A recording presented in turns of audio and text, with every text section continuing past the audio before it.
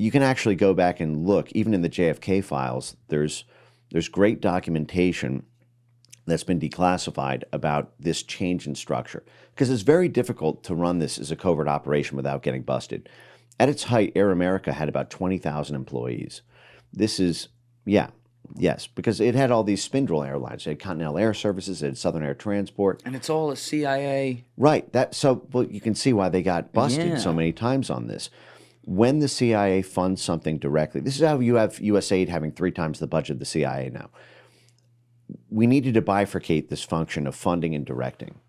If they're funded by the U.S. government, they're an asset. He who pays the piper calls the tune. It doesn't really matter if the funding is coming from the CIA, if it's coming from someone in the U.S. government who's in on it and understands the purpose of these funds, and the subject group who's being instrumentalized knows that they need to do what's asked of them if they want to keep the money flowing. But at the time, because remember, this is all before these big sets of reforms happened in the early 1980s. You had Air America around for 30 years at that time. And so Southern Air Transport was moving the whole supply chain around the drugs, cash, and guns. Now, Southern Air Transport would come back later into the story.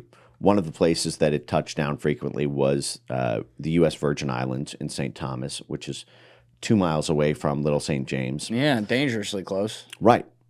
And remember, you have Jeffrey Epstein saying in 1987, at the height of Iran-Contra, that Adnan Khashoggi was a client of his.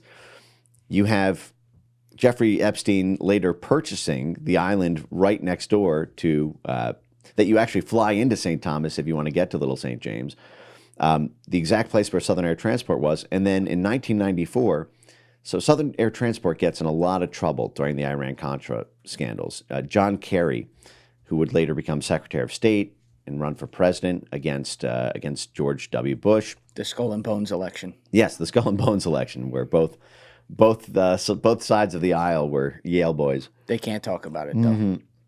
It's a great clip. So John Kerry actually leads the investigation, and if you look this up if you want, it's called the Kerry Report, into the drug running allegations about the Central Intelligence Agency during Iran-Contra. What year is this? This is in the mid-1980s into the mid-1990s. But that's when he's running the investigation? Because he's a senator at the time. He's Senator John Kerry. Interesting. Put a pin in that, but keep going. And you know who else was all over this story? Maxine Waters. Auntie Maxine was on it? Come on. Oh, she was leading the charge. I love her. If you go to YouTube and you look up best. John Deutch, CIA, Los Angeles, and you can watch what would end up happening. And just while I was looking that up, I'm going to just set the stage a little bit here. So people are familiar a little bit maybe with the story of Gary Webb, who was this independent journalist who was working for the San Jose Mercury News. Did you see what the T-shirt Tommy G was wearing in Milwaukee when we got abducted? No, what was it? It was a giant shirt that said Gary Webb, never forget. Yep. Well, you can't forget now because this is very much a USAID story and a question for how we're going to deal with this for foreign policy. So, okay, so look up his Los Angeles, I think it was in Compton. Look up cocaine, Los Angeles. Oh, no, you can keep John Deutch in there? Okay. Yeah. So just before we play this, I'm going, okay. So the second one? The second one, but there's a whole hour as well. If you, it was in a gymnasium there, and I believe Maxine, wait, scroll down a little bit more. If not, we can just stick with the second one. Should we add full testimony on the end of that, or is that the 129 right there? Is that, well, that's him taking questions for an hour and a half. We can go with the second one there. Okay. If you just load that up, and then let me just set the stage. Yeah, you set the stage. So a couple things to keep in mind here. Southern Air Transport was the CI proprietary used for this operation in Iran-Contra. Southern Air Transport is based in Miami because Miami is the big port that to the whole Caribbean and to Latin America. Southern Air Transport moves in 1994 to Columbus, Ohio to service the Limited. The Limited at the time was the largest retail chain in the United States. Wexner, yes. Yeah. Owned by Les Wexner, the financial sponsor for Jeffrey Epstein. And Jeffrey Epstein in 1991 was given durable power of attorney over all of the limited, over as well as the Wexner Foundation. So the Ohio Development County office worked out this deal to give tax incentives to the CI proprietary airline to pack up and move from Miami, to move to Rickenbacker Air Force Base, literally to move to a military Air Force base to service Jeffrey Epstein's company, basically, because he had durable power of attorney, meaning he was the authorized signatory on the paperwork. So you have a CI proprietary airline that's moving guns and drugs and cash for Iran-Contra.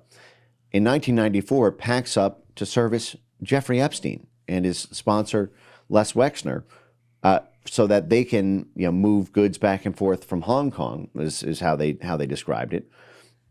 Interestingly, the Limited also bought a big gun range, gun company, sporting goods and hunting equipment thing in 1994, right as Southern Air Transport is moving to Columbus, Ohio.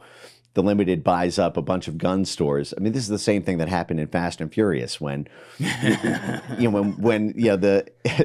FBI and ATF were basically working out secret agreements with gun stores in Arizona.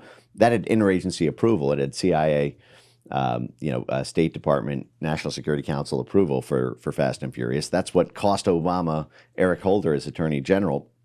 But I think it's very curious that you have this same network that's involved in Iran-Contra. And by the way, Jeffrey Epstein had a fake passport. It was found in his safe in January 2019 when the FBI raided Epstein's home. They found a fake... July, yeah, right. I guess July, because that's when he was arrested. They drilled a hole into his safe, and they found a fake passport that was issued in 1982, expired in 1987. So that's right during Iran-Contra. Very interesting. And it listed the residence as Saudi Arabia, right where Adnan Khashoggi was. And it had Epstein's photo, but a fake name, and it had 4 stamps on the passport showing that he went in and out of Saudi Arabia, went in and out of, I think it was the UK and a couple other countries, 4 times. I mean, this fake passport was so good in the 1980s that he was able to travel pretty much freely under a fake name internationally while Iran-Contra was happening. But Southern Air Transport moves in 94 to service the company Jeffrey Epstein had complete control over with durable power of attorney. That means you can broker deals, you can take out loans, you can run the business. And then Southern Air Transport folds up in, I think, October 1998 in Columbus, the very day that the CIA confessed to using Southern Air Transport to run the guns and drugs during Iran-Contra. Because a lot of this stuff broke open in the 1980s, but it wasn't until the late 1990s. I think Dark Alliance was published in 97 from Gary Webb. That sounds right. And this John Deutch, I think this was in the late 1990s, that the CIA director was doing a mea culpa. He was traveling around to black neighborhoods. Sorry. Basically saying, listen, it was an isolated thing. It wasn't systematic. There may have been a little bit of leakage, but we won't do that again. And so this scene is John Deutch, the then CIA director, at a gymnasium. I think it was in Compton or Inglewood. It was... And Maxine Waters was leading the charge, and you can look that up separately after. She was the one who was accusing the CIA of doing this for racial animosity reasons. And he was basically saying, no, it wasn't because we hated black people. It's because we wanted to fund a proxy war. No, listen, we still love you. It was a different dark ops thing. But well, luckily he didn't give a speech about crack like Hunter Biden did. That would have made everyone win. It'd be a little bit more honest. I would like to see Hunter Biden as... if we made Bobby Kennedy the head of HHS and we made Kash Patel the head of FBI, listen, if John Ratcliffe is amenable to it, I wouldn't mind seeing a Hunter Biden, deputy CIA director, because, it's sort of like Catch Me If You Can, right? Deputy CIA director, because he knows ball. And he knows where the little balls of, cottage cheese, say are on the floor. Sodium bicarbonate. You take out all the liquid, and then it's your fork. It's like listening to fucking Michael Jordan talk about basketball. I really did want to do crack by the end of that. I'm not gonna lie. Find you a woman who loves you as much as Hunter Biden did loves you crack see cocaine. like his eyes glaze over where he's just off into the distance, like the end of a movie where he's just thinking about it, and then he was like, yeah, I'm gonna get too euphoric if I just keep talking about this. He had a whole lexicon for being able to control his own memory. All right, let's play this. Got it? I will tell you, Director Deutch, as a former Los Angeles police narcotics detective, that the agency has dealt drugs throughout this country for a long time.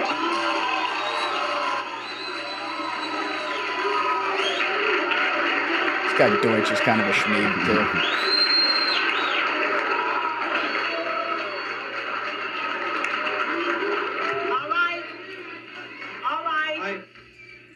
All right, obviously that is an answer for a lot of you. Now can you please? I refer... All right, now can you please? I refer direct... Wait a minute. He's fake writing things down right now. He's sweating. Got the earpiece in. Fuck. What do I say? Wait a minute here. I like Wait this a minute. MC. If you don't like what's going on here, please leave now. Juanita McDonald. No, leave. No, leave now, because there are others who do want to She's hear got what's her going on Trump in this hand room. motions Yeah, down. no, she's got it. She's ahead of her time. Will you Yeah. please take your seats? I will come back to you as we roll back across to the center section. It's like a carbon copy, actually. Director Deutch, I will refer you to three specific Confiscates code. agency operations known as Amadeus, Pegasus, and Watchtower. I have Watchtower documents heavily redacted by the agency. I was personally exposed to CIA operations and recruited by CIA personnel who attempted to recruit me in the late 70s to become involved in protecting agency drug operations in this country.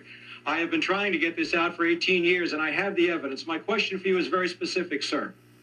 If in the course of the IG's investigations and Fred Hitz's work, you come across evidence of severely criminal activity, Let him speak. and it's classified, will you use that classification to hide the criminal activity, or will you tell the American people the truth?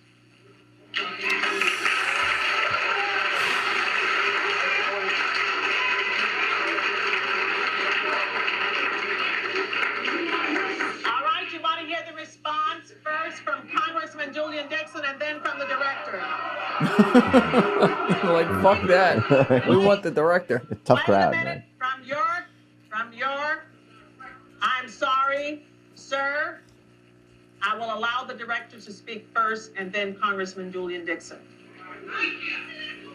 If you have All right, this is information Deutch. about CIA illegal activity in drugs, you should immediately bring that information to wherever you want, but let me suggest 3 places. The Los Angeles Police Department. Oh, my God. He's working for the Los Angeles Police Department.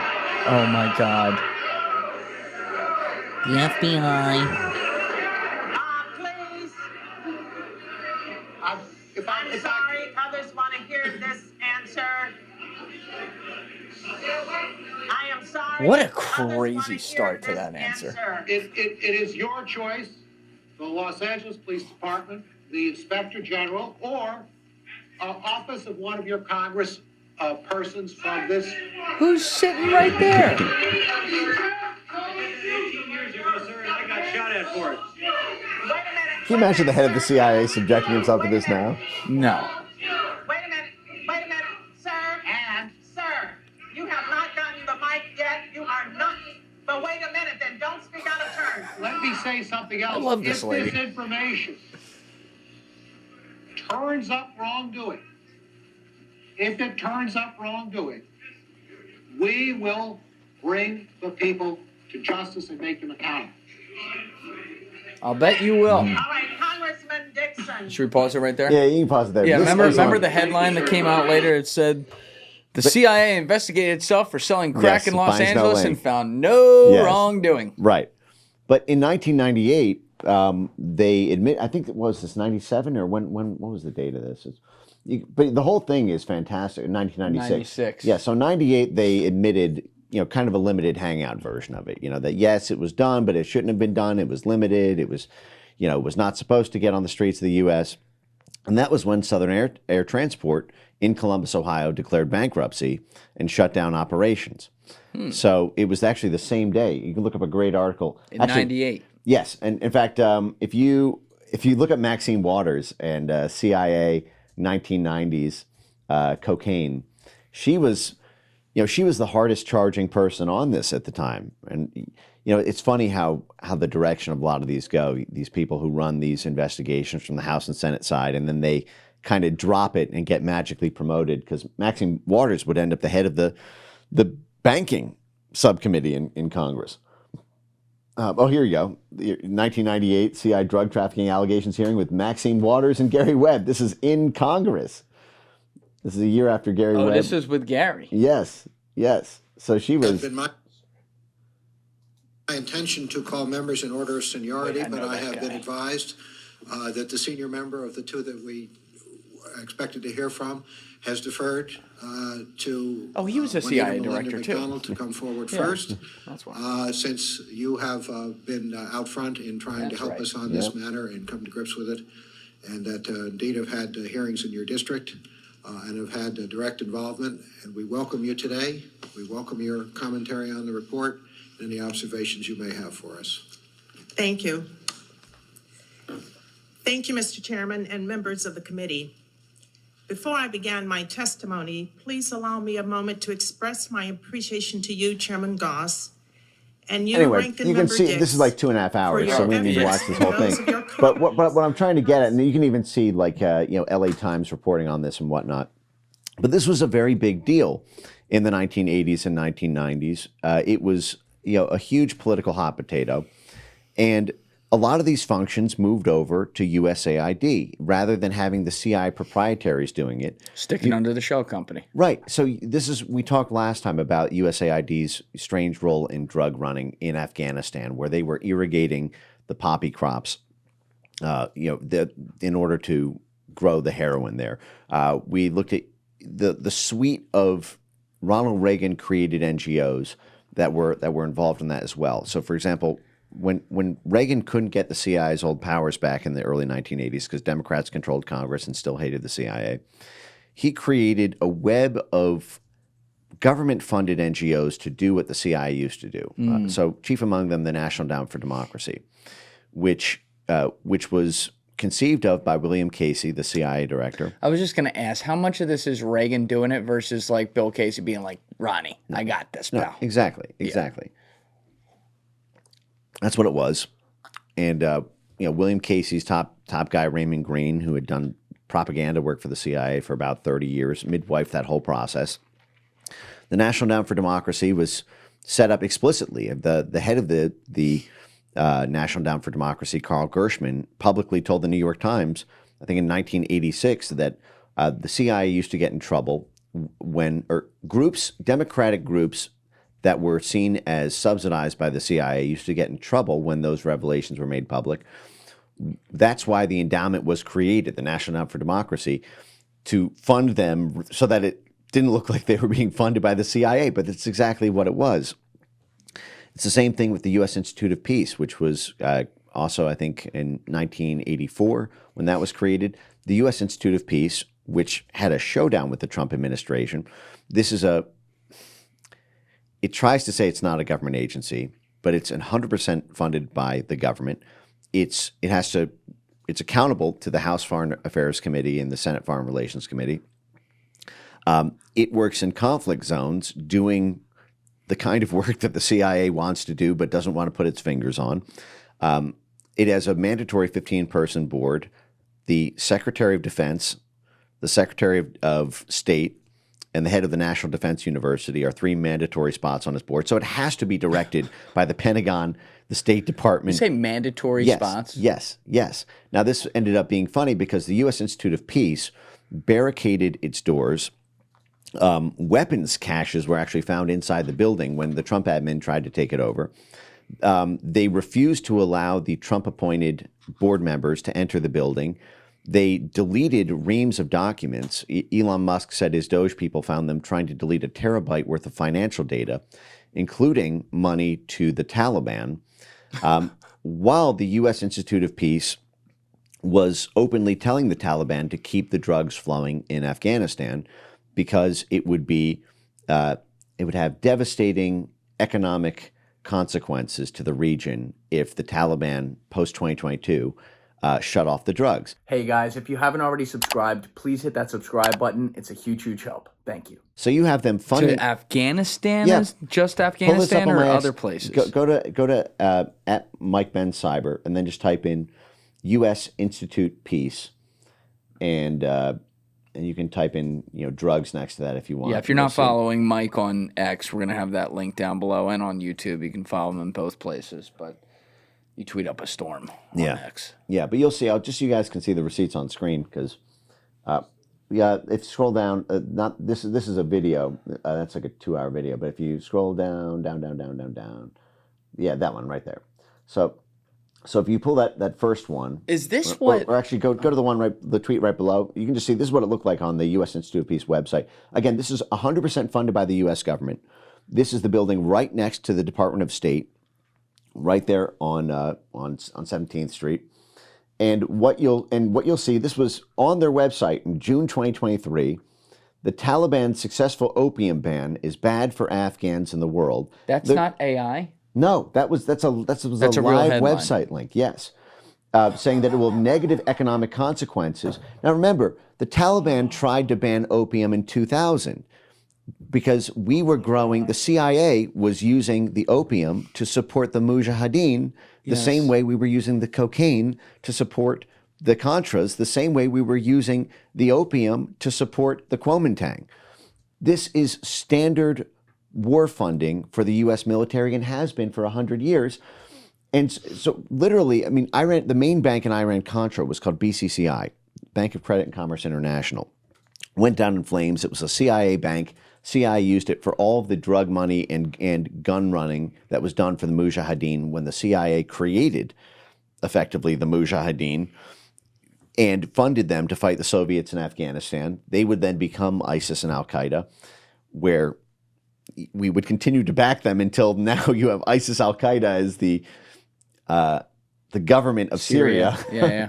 But at the time, we were still pumping up the Syrian rebel forces. This is a nicer version, though. The current ISIS Al-Qaeda is a very nicer, gentler version. Right.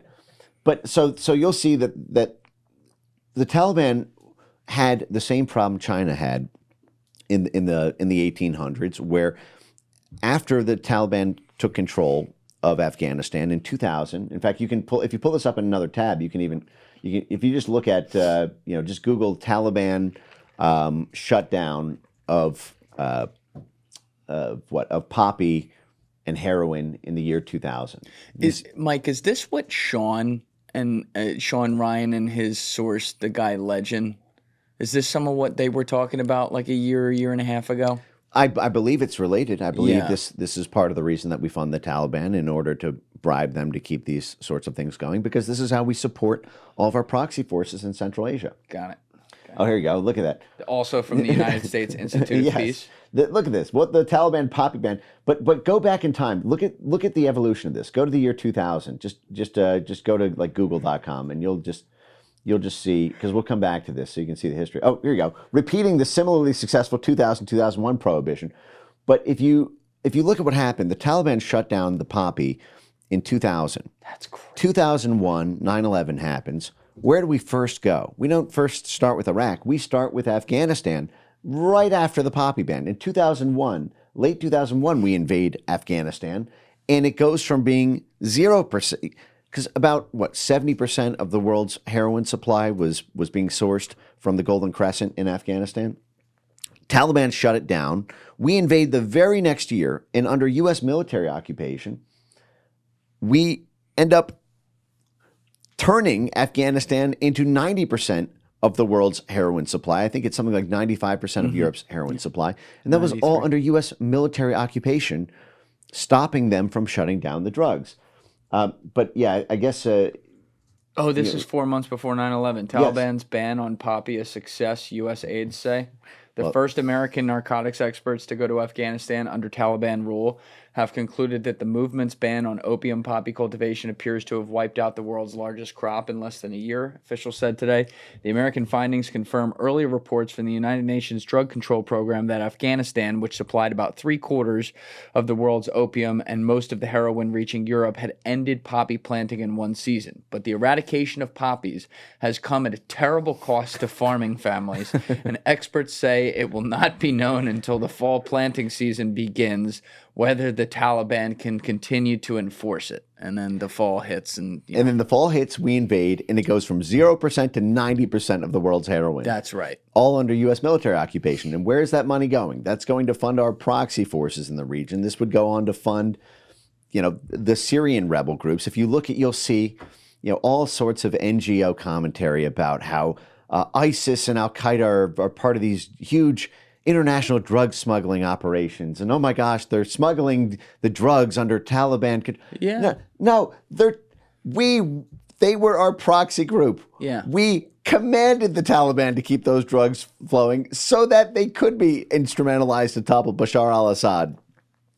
And anyway, so you saw that same thing happening in the Western Hemisphere during the 1980s.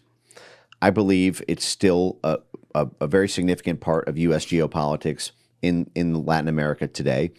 But you had to run this through these international networks where you could maintain plausible deniability. And so Trump was the first person to declare these narco networks a terrorist group. And if you look at the New York Times ran the same type of headlines that the U.S. Institute of Peace is. If you go back and you look at, what was it, February or something of 2025, and the New York Times was arguing that there will have negative economic consequences for Trump's ban, designation of narco groups as being a terrorist group, or as being a terrorist class. And what I'm getting at here, though, is this Iran-Contra story is a way to understand pretty much we've not yet evolved past the Iran-Contra stage of evolution. We had phases of intelligence work. 1940s to 1970s, you'd have CI proprietaries. You would have basically no oversight. You wouldn't need any sort of your written sign-off for it. Then you have the reforms from the 1980s. Church Committee. Yes. Church Committee, Carter reforms. And then you began so NGOs, outside financiers, offshore banks became the state of play. And now we are in a period of a kind of third reform. And there are very dramatic reforms happening to the intelligence community as we speak. USAID, which took the baton for funding this in the 1980s, has now been gutted. 14,000 people have been laid off. The agency has been shut down. Only 230 people have been kept from USAID, and they've been moved into the State Department. This is fundamentally a State Department role. If you go back and you look at the initial structuring, contemplation debates that were happening in 1948, the CIA didn't need to be its own agency. It was a State Department role. George Kennan, who gave the CIA its cloak of plausible deniability under NSC 10-2, he initially thought you might be able to not have the CIA do this separately. It could just be a State Department Bureau of Organized Warfare is what he was referring to it as. He said the problem is, though, because of the public transparency of the State Department's budget, it might be infeasible to keep it at the State Department because we could not conceal these funds in the State Department's budget.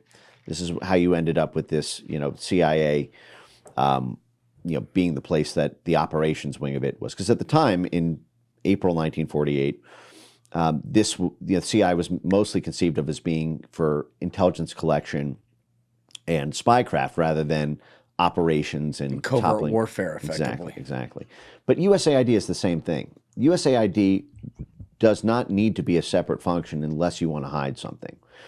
Why? The State Department is matching grants for most of what USAID does. If you look at a USAID funded entity, probably at least 30-40% of the time you will see a matching grant from the State Department for a smaller amount, but where the State Department Bureau of Democracy, Human Rights and Labor will give a grant to something that's also USAID funded.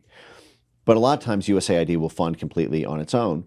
And this is because the independence of USAID allows it to hide. It doesn't have to, it's not part of the National Security Council. So it doesn't need to be cleared by the White House. It maintains fierce independence. The only way to get something out of USAID is through the Inspector General's office there, who basically jumps on the grenade every time. This is why the Senate complains that even Senate oversight can't get, we went over last time, can't even get a broad summary description of what many of the operations that's doing, because people will die if even Senate oversight is briefed on what the program actually is.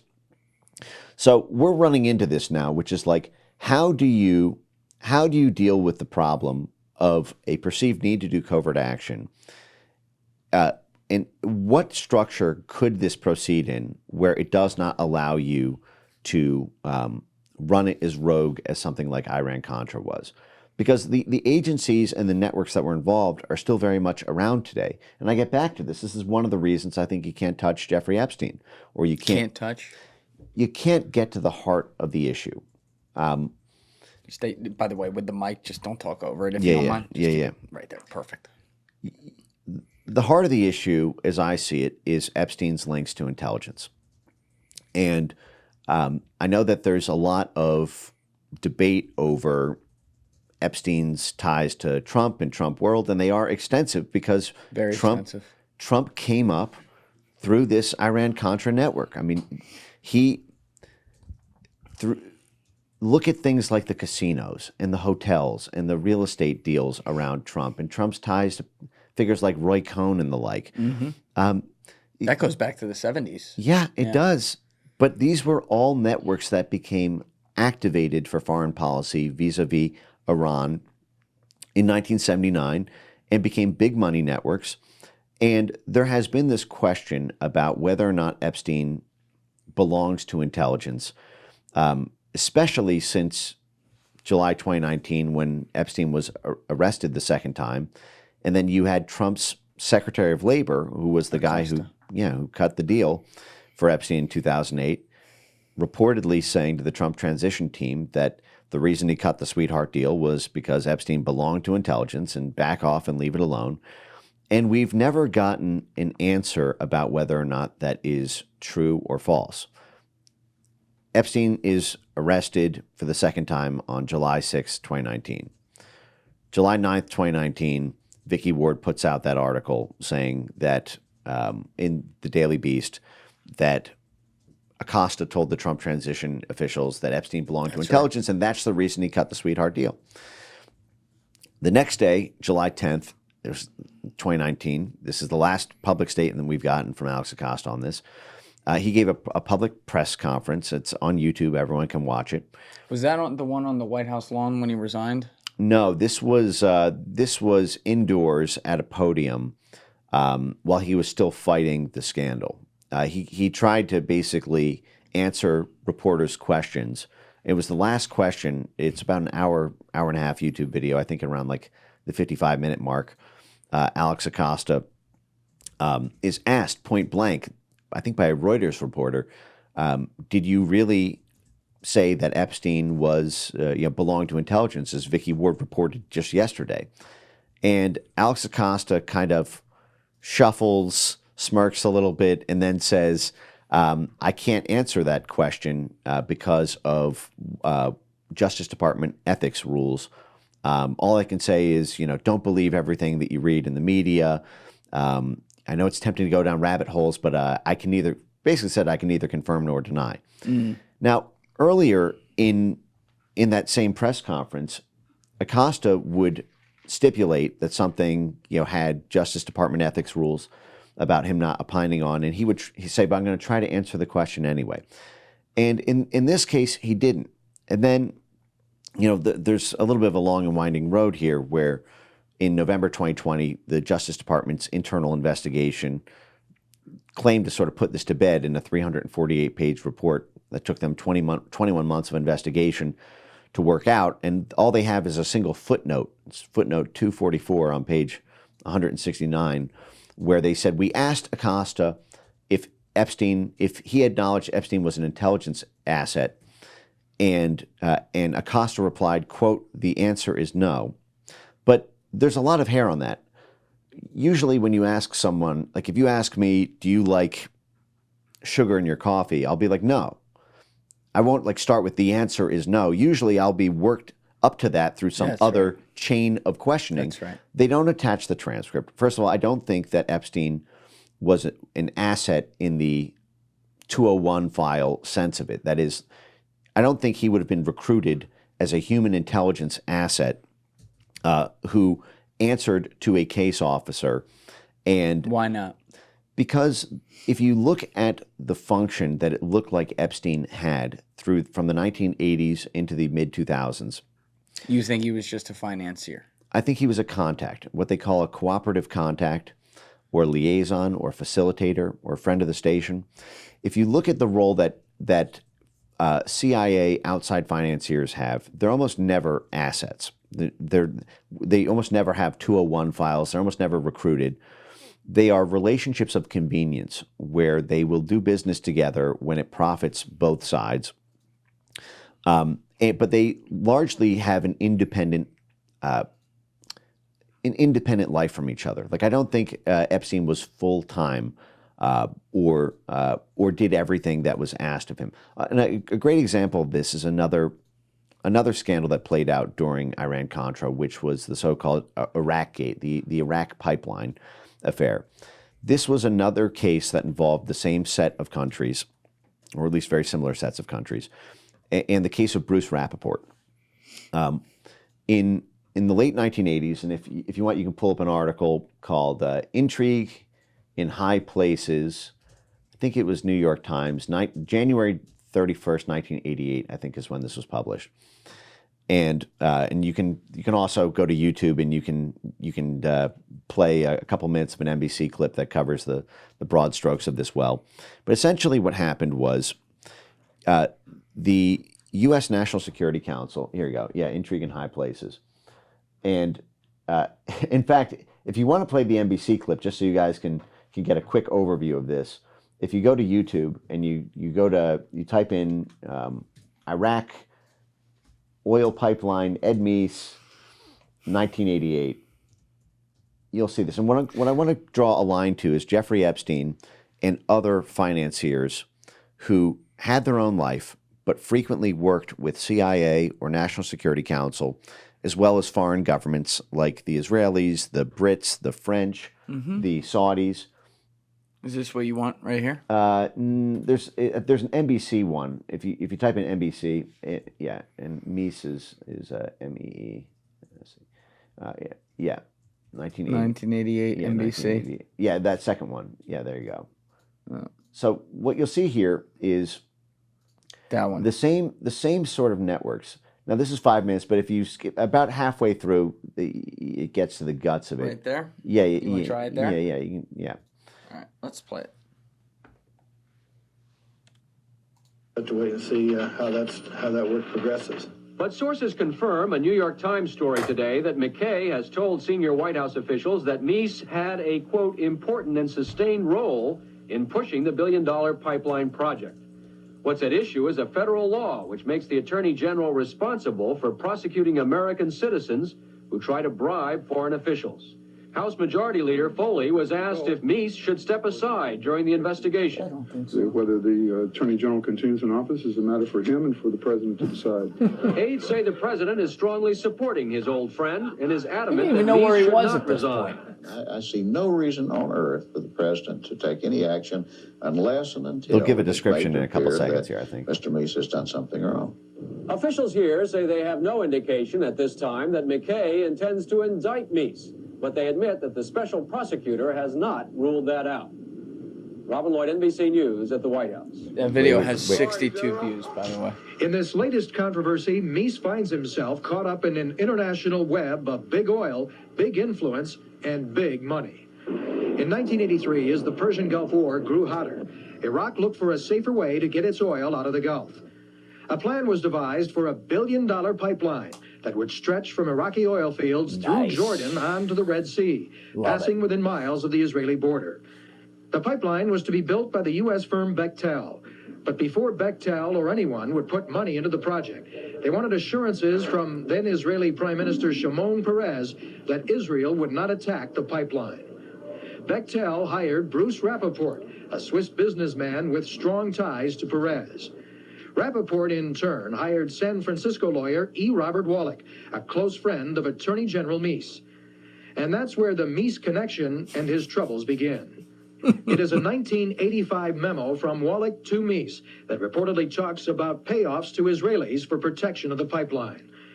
But in a Jerusalem newspaper today, Peres denied he was offered a bribe. Right. And in a telephone interview from Switzerland, Bruce Rappaport also denied any bribery attempt.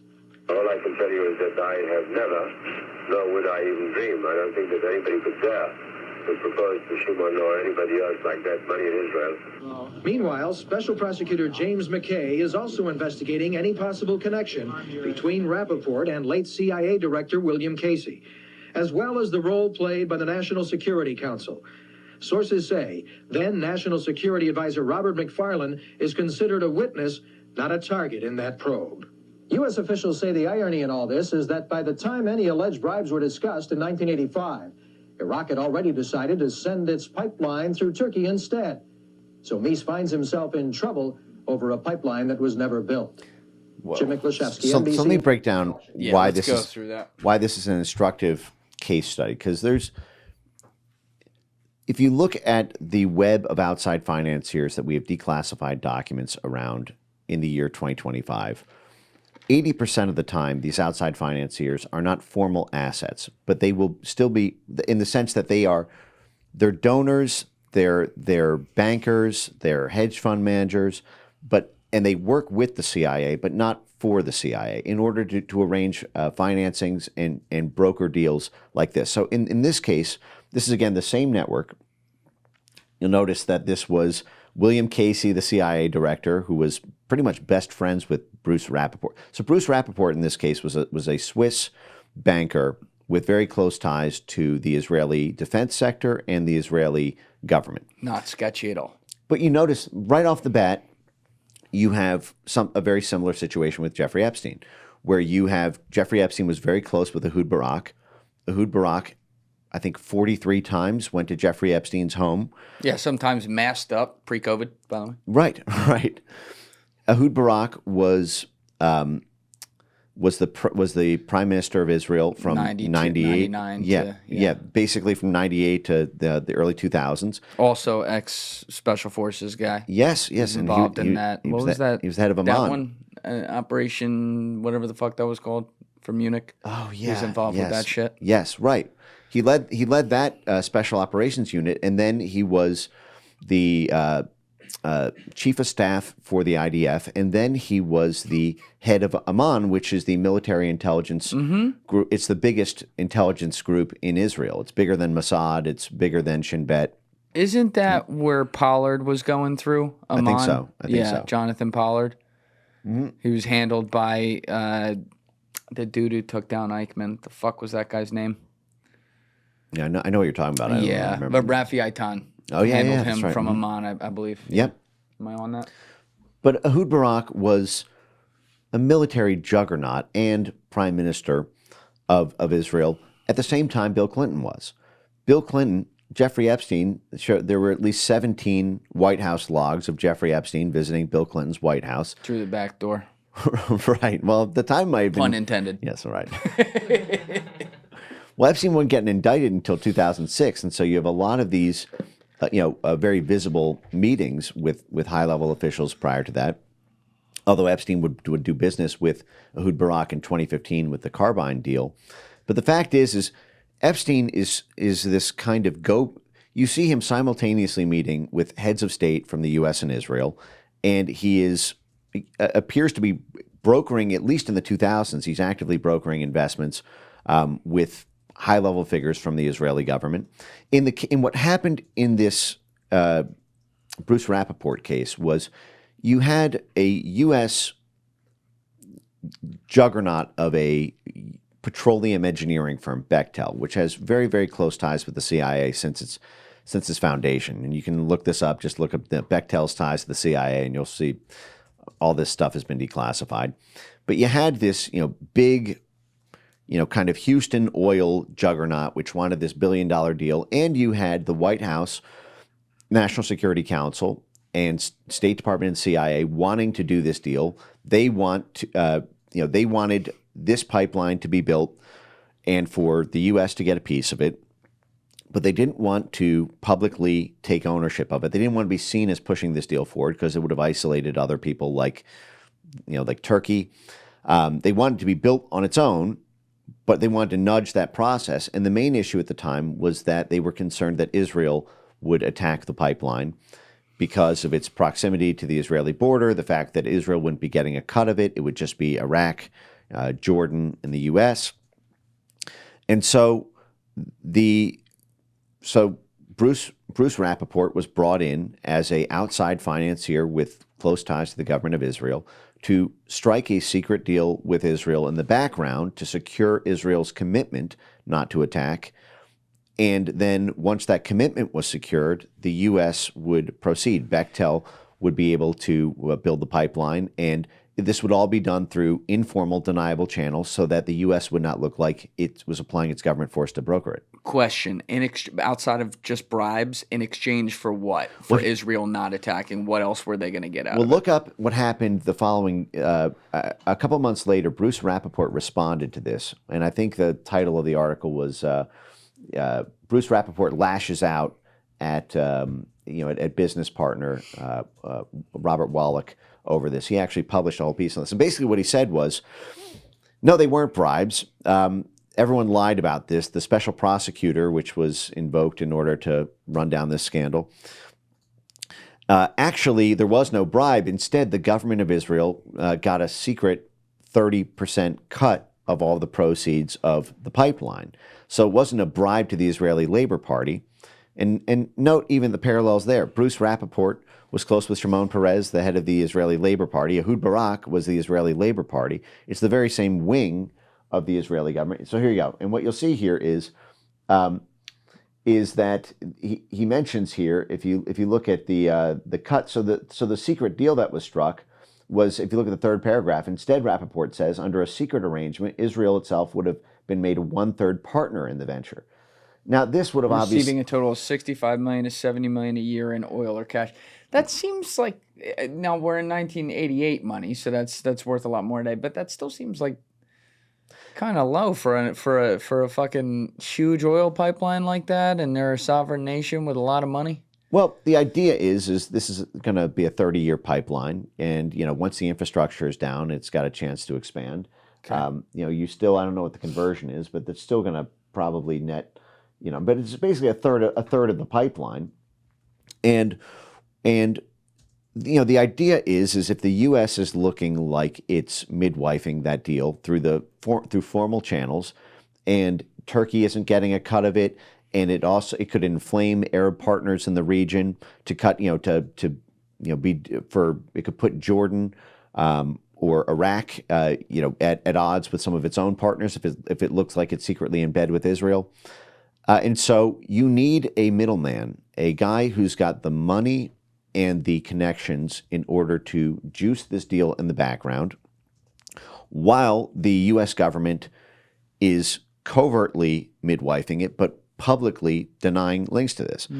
And this is the role. Now, Bruce Rappaport, there's a funny story. If you go back to the pipeline in high places, the high intrigue article that I think the New York Times one that you had pulled up earlier, what you'll see there is a funny rundown of what ended up happening behind the scenes in this. Yeah, this one. This is January 31st, 1988 pipeline deal intrigue. Yeah. So what ends up happening here is if you just go to by Meese, Israel, the Central Intelligence Agency. If you run a search for overseas, you'll see there's something called the Overseas Private Investment Corporation.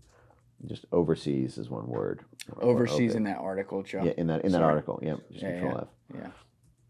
Okay. That request prompted Bechtel to explore the idea of insurance with the Overseas Private Investment Corporation, a United States government agency that insures projects against political risks. Yes. So This is a U.S. and I know it has the word corporation in it, but this is a U.S. government agency, a formal U.S. government agency. Sort of got corporation in the name because it's like USAID, but for contracts for loans, and so in theory, the U.S. Treasury gets a cut of development work that's done. So today, in 2019, Trump actually changed the name of the Overseas Private Investment Corporation. He merged it with another branch of USAID to create what's called the U.S. International Development Finance Corporation, which is the successor to this, but it's the same entity.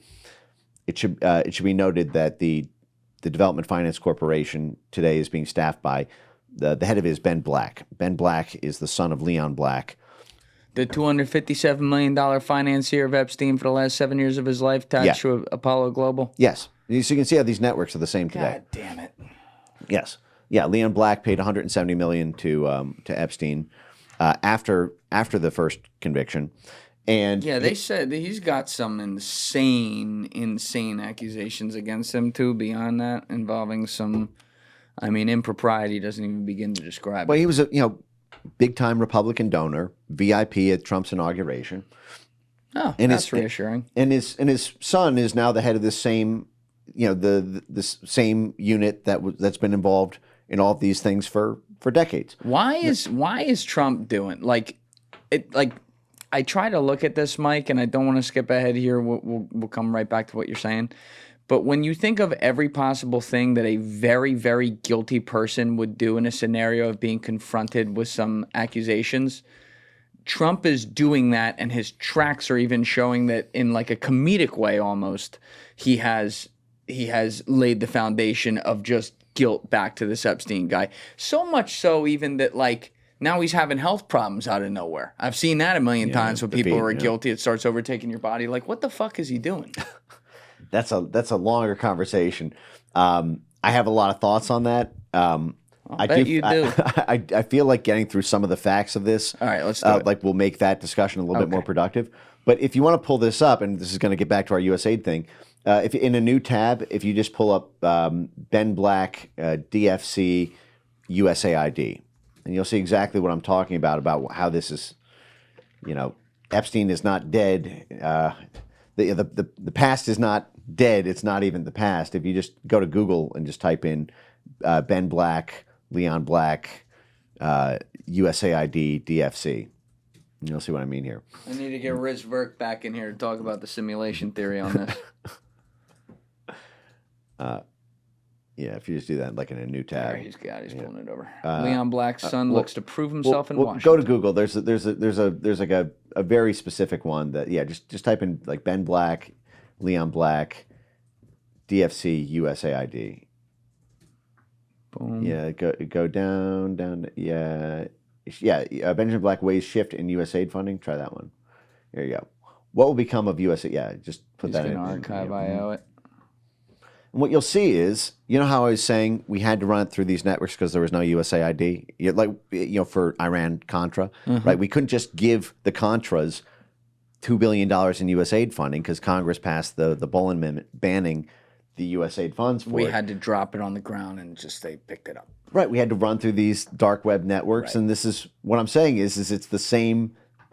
What happens now when you don't have USAID funding for all of our covert activity in Venezuela, in Lebanon, in Ukraine? Well, welcome back to the Epstein network. So you'll see here what will become of USAID, and this is Ben Black, who is now the head of the finance side of USAID rather than the grant side. And what you'll see is a lot of this portfolio is going to be moving into the same network that ran through Iran-Contra. And so getting back to what happened with the DFC in this Iran-Contra adjacent pipeline in '88 is the DFC at the time was told by the National Security Council to put up $400 million to back this Bechtel pipeline. And the DFC said, why are you telling us to do this? This guy, Bruce Rappaport, looks super shady. Because Bruce Rappaport had his own checkered past, just like Jeffrey Epstein did. And so the National Security Council said, don't ask questions. We deal with the national security. You put up the money. And the DFC was running all these checks on Bruce Rappaport and saying, we don't want to put up $400 million for this super shady guy.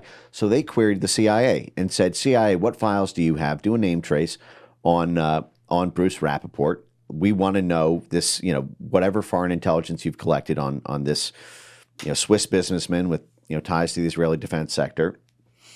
And the CIA produces basically like a limited hangout. What they do is they say, well, all we have on this guy are these public news clippings that we've collected over the years. But they hid from DFC that they had extensive dossiers on Bruce Rappaport and all of his dealings, their own dealings with Bruce Rappaport. And so even the government agency, now there was what they claimed is that Bruce Rappaport was not an asset. The same thing that Alex Acosta is reported to have said to the Justice Department in 2020, even though it seemed inconsistent with his reported statements in the Daily Beast. But again, we don't have the line of questions. Like Pam Bondi right now, could the Office of Professional Responsibility that did that 21-month investigation into Epstein and his intelligence ties between February 2019 and November 2021, that office reports directly to the Attorney General. So at that time, they were reporting directly to Bill Barr. Bill Barr was called by the New York Times the cover-up general for Iran-Contra. He was deeply... Bill Barr was? Yes. Look this up. Look up cover-up general Bill Barr, Iran-Contra. I'm telling you, it all goes back to Iran-Contra. Bill Barr, remember, Donald Barr, Bill Barr's father, recruited Dalton Epstein School. to the Dalton School to be the math and physics teacher without a degree. Yeah, and you can look Bill up... Barr is the master of covering up political scandals. And look, yeah, and if you just search the term cover-up general, maybe if you just do, it might be in this article, but the Washington Post, I think, if you just do Google and just do cover-up general, I think they had it as a front-page story. Bill Barr started his career, so Donald Barr, Bill Barr's father, started his career in the CIA. It was the OSS at the time. Yes. Bill Barr told his high school guidance counselor his dream job was to be head of the CIA. This is in Bill Barr's autobiography, by the way. Then Bill Barr starts his career in the CIA. He works there for 6 years, and while he's getting his law degree. His first job is blocking congressional evidence about Iran-Contra. When Congress, the Democrats in Congress were trying to get a full archaeological dig on the CIA's involvement in Iran-Contra, Bill Barr was the liaison to Congress for the CIA, and he blocked it. He blocked the whole thing, and then he becomes Attorney General for George H.W. Bush, and then proceeds with all these pardons and blocking all the investigation into Iran-Contra in the early 1990s. This is why you had the Democrats, and that's why it took until the late 1990s and the John Deutch and the Kerry reports and all this to actually get transparency on Iran-Contra, because Bill Barr had been blocking it from the Justice Department the whole time. But you have these direct links with Bill Barr and that very network because he was at the CIA during Iran-Contra. He blocked the investigation into CIA malfeasance during Iran-Contra. Epstein is running through Iran-Contra, through Southern Air Transport and through Adnan Khashoggi. And then Bill Barr is talk about putting the fox in charge of the hen house. Yeah. He's the attorney general that OPR has to report to, and he's the one shaping the OPR report on whether Epstein belonged to intelligence. But the public, I think, has a right to see that transcript. What exactly did they ask Alex Acosta? Putting 4 words in quotes in a footnote, the 244th footnote, I don't believe that was the only question they asked Alex Acosta. No way. And the way he answered it. The way he answered it, yeah. I could see, if someone says the answer is no, I could see him saying, well, I was told that he belonged to intelligence, but I wasn't seeing any documents. How should I answer that? And then them saying, well, listen, if you didn't have firsthand knowledge, then you should say the answer is no. Okay, the answer is no. Great, perfect. Put that in the footnote, kill the scandal right there. We have a right to see that full transcript. Yes. What was asked, what wasn't asked. Because what wasn't asked will give you the key to what to ask now. Alex Acosta, I believe, is on the board of Newsmax now. Someone Come on. Yeah, look that up. Oh, here you go. Cover up General Bill Barr. These people are like cockroaches. They never go away. So here you see... Is that what you want? Back in 1992, the first time Bill Barr was U.S. Attorney General, iconic New York Times writer William Safir referred to him as, quote, cover-up General Barr, unquote, because of his role in burying evidence of then-President George H.W. Bush's involvement in Iraqgate, and Iran-Contra. he got his career, he made his bones as the Iran-Contra guy who coordinated the CIA and DOJ side of Iran-Contra. And he became Trump's attorney general while Epsteined himself, or whatever happened in the missing 2 minutes and 53 seconds of the raw footage. That they said was not doctored at all, as if we couldn't look at fucking metadata. I mean, Jesus Christ, man. How long does it take you to open a door? Less than 2 minutes and 53 seconds. Oh, my God. But so he's the guy in charge of the Justice Department while Epstein dies in prison and while they bury the investigation. And whose father gave Epstein his start because his father, after working at OSS, just decided, you know what, the most prestigious school for children in New York City, I think I'll go be the head of that because, you know, the people that send their kids there, at least I can talk with them like it's the old days, as if there's not something behind that. Of course there is. Right, and it was Columbia before that, and Columbia in the 70s. And after he went to OSS, he went to Columbia. Columbia was where there was that first real merger between intelligence, academia, and philanthropy. You can look up... Yeah, can you explain that? Yeah, so in the late 1940s, the CIA only had, I think, 36 analysts studying Soviet... and only 12 of them spoke Russian. Right. And so what they did is they worked with the Ford Foundation, the Carnegie Foundation, all the early foundations to pump up money into the university system. Thank you guys for checking out this clip. If you haven't already subscribed, please subscribe and hit the like button on this video. It is a huge, huge help. And if you'd like to check out this clip's full podcast episode, that link is in the description below or right here. And finally, you can follow me on Instagram and X by using the links in my description below.